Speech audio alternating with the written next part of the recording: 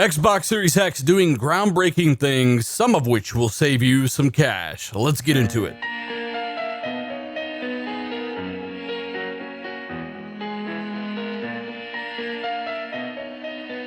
What is happening, guys? Dealer back again with yet another video talking about Xbox's Jason Ronald. Yes, the man with the magic beard is back again doing yet another interview with IGN Unlocked. Matter of fact, he said he was going to come on my channel as well, so I need to follow up on that. But Jason's an awesome guy. He's giving a lot of cool information about the Series X and some of the groundbreaking, never done before features of the new system. He did this on IGN's Unlocked podcast. I will link that down below. I encourage you guys to check out and support the original source. But hey, if you're excited for the future of Xbox, the future of gaming, hit the like button, show a buddy or two, and of course, subscribe. So using the power of his magic beard,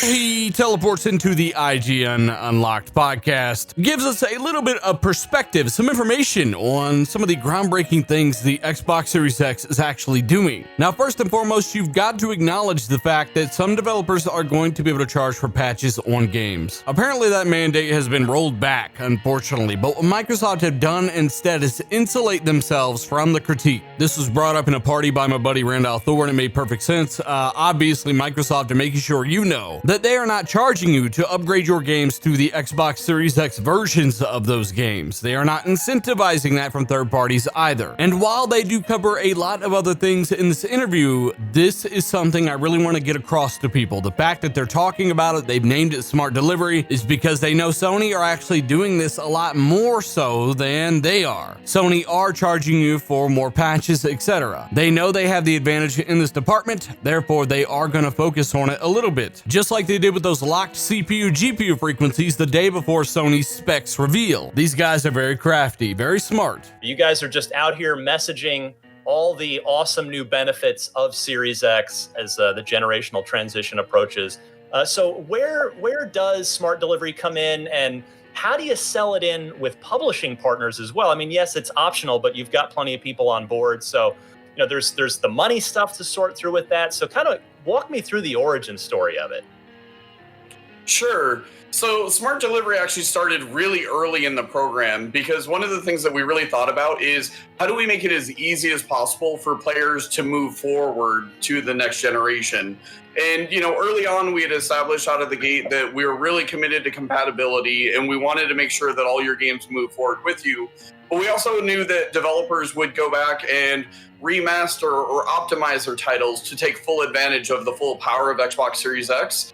And with a very player-centric approach, it's like, how do we make this as easy as possible for the players? You know, and with past console generations, sometimes you'd have options to pay just a couple dollars to upgrade to the next version. And we're like, how do we make it even easier than that? So we really established really early that this is something that we wanted to do. And then we had to sit down and figure out what were the technological problems, what were the business challenges that we need to work through to really make sure that we could provide the best experience possible for the players. Translation. Hey, we wanted to be able to give you your games that you already bought for free, but we also wanted you to get the most out of the hardware that you paid all this money for. But motherfuckers was greedy, and we didn't really know how to approach that, so we just kind of gave them the option to do whatever they wanted. But ultimately, we're working with our third-party partners and mandating that all of our first-party do give you those upgrades and enable that power for absolutely free. By the way, they are the only ones being vocal about this. It is to be commended. Praise stuff like this. And while it is not new, meaning you have been getting free patches for your Xbox One X for years, it is something that is unique to Xbox going forward as we know of right now. This is why they are doing the marketing rounds with this. It's an awesome pro-consumer thing, but it's also a weapon in marketing. So who were some of the first third-party developers you guys talked to, and what were kind of their reactions to the program and the ideas that you had for this? Because I'm sure, as you've heard, we all very much love the player-centric focus to this. And I would say overall, the response was actually really positive because from a publisher's perspective as well, they want people to be able to play together. You know, they understand not everybody's going to jump to the next generation right away. So they want shared player pools. They want people being able to play together. And ultimately, a lot of it as well is just kind of learnings from past generations as well. So, you know, we made it as easy as possible at the technology level. As you guys mentioned, you know, we made the technology available to all publishers. publishers. And we've been really excited by the partners who have actually jumped on board, like, CD Projekt Red with Cyberpunk. Bungie just announced support for Destiny 2. Ubisoft announced Assassin's Creed Valhalla. So we're seeing really strong response from the publishers, because once again, it's all about keeping those players at the center of what we're doing. Really pro-consumer message there. We love it. Give us more. It's great. There's not enough of this in the industry. Next up is games, software, and how it will benefit from the Xbox Series X hardware, optimized or not. I was wondering if you could clarify exactly what the Series X will do for a game in compatibility mode, even if it's not one of those games that's going to have an optimized version. Sure. So first and foremost, we want to make sure that the games run just as well as they've always run in the past. So there's a large amount of testing that we do. You're experiencing it, the way that the creator originally intended. At the same time, with all the extra power that we have with the custom processor, with the Xbox Velocity architecture, we're not throttling it. So if the game can run at higher resolutions, if it can run at higher or more stable frame rates, or if it can benefit from the faster I/O speeds, we'll go ahead and do that, so that not only does the game play, but it plays better than you've seen it before. And then we are continuing to advance the state of the art of how we can actually enhance titles at the platform level itself.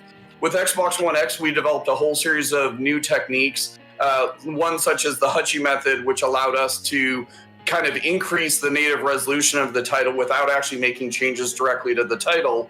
We've invented new techniques like that so we can actually apply it to more titles. We're also looking at areas where in select titles we can actually double the frame rate without actually breaking the way that the game actually plays. And then we also have things at the platform level like auto HDR support, where we can actually retroactively apply HDR to games that were written well before HDR was even created. This is something really cool to hear right from one of the guys behind the Xbox Series X itself, right? He's talking about games that will automatically be enhanced without actually receiving a patch. He's talking about games actually surpassing their 30 FPS frame rate caps without receiving a patch. He's talking about games that were built 10, 15 years ago, receiving HDR without so much as a patch. These are all system level functions that automatically boost your games that you have already paid for. And that last statement really sums up why I'm covering this and while I'm going over his exact statements, because it is so unbelievably pro-consumer for a big corporation like this to do something like this. Think about it. Millions of dollars undoubtedly invested in software time and employees to make this kind of stuff happen. Just to benefit games that you paid for 10 years ago? Just to benefit games that you might have picked up last week, and they are not charging you a single thing for it. Instead of becoming a profit motivation, it is a incentive to pick up their newest hardware. And that is, by the way, on top of the incredible performance and speed on offer. Put simply, no one's doing it better right now. And I cannot stress how exciting and important these announcements are regarding getting rid of frame rate caps somehow on games. Old games capped at 30 FPS now running at 60 FPS, 120 FPS. Again, without a patch, it is a system level function much like 16x texture filtering or automatic super sampling on the Xbox One X we have today. All of that and more, including getting rid of your frame rate caps of old, now possible on Xbox Series X.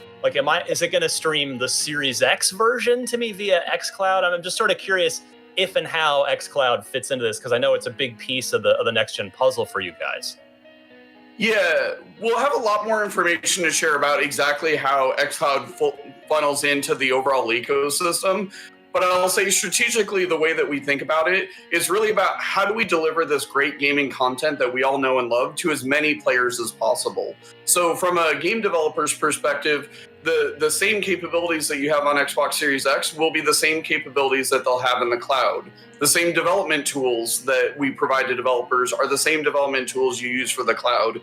And then, later this summer, we'll share more details about kind of how xCloud and the other components of the ecosystem come together. But it is really about, kind of making sure that you have that great gaming experience wherever you choose to play. Look, again, Series X obviously has a huge role to play for the future of Microsoft as well as Lockhart. When it comes to global gaming, xCloud is ahead of the game and they are leveraging it across the board. In my opinion, nobody is even close to as ready to leverage it on a global scale like Microsoft are. And Jason Ronald does confirm here in this interview that they have thousands of games already running on Xbox Series X right now. He is doing a ton of testing right now, making sure games run phenomenally, and those that don't always run the best on current hardware will run even better. And as covered by Microsoft's Bill Stillwell, the head of the Back Combat team on my podcast, Real Deal Xbox Podcast, they even go so far when it comes to backwards compatibility and emulation to make sure that even the original glitches are still in the game. Even though they could fix that kind of stuff, they preserve it because that is the original developers released their vision. Only performance and visuals are enhanced by the newer titles, and every developer would want that. So let me know your thoughts down below, guys. I figured I would bring this to you as I've covered some of it before. I figured I would let you hear it right from the man himself, get my opinions out there about how pro-consumer Microsoft are, the good things they're doing, and I think it's important to stress that. It's really one of the only reasons I'm making this video is because I think this kind of stuff needs to be put out there. I think it needs to be commended. Not enough companies, especially trillion-dollar companies, are doing this kind of stuff, and you've got to say bravo no matter what platform you might prefer. Microsoft is saying, hey, we're patching everything for free. We are incentivizing third parties and providing that option for third parties to do it for free as well. Only time will tell which ones are greedy. But again, let me know your thoughts down below, guys. Hit that like button if you enjoyed the video. Maybe show a buddy or two. #MagicBeard. Subscribe for more. I'm Dealer.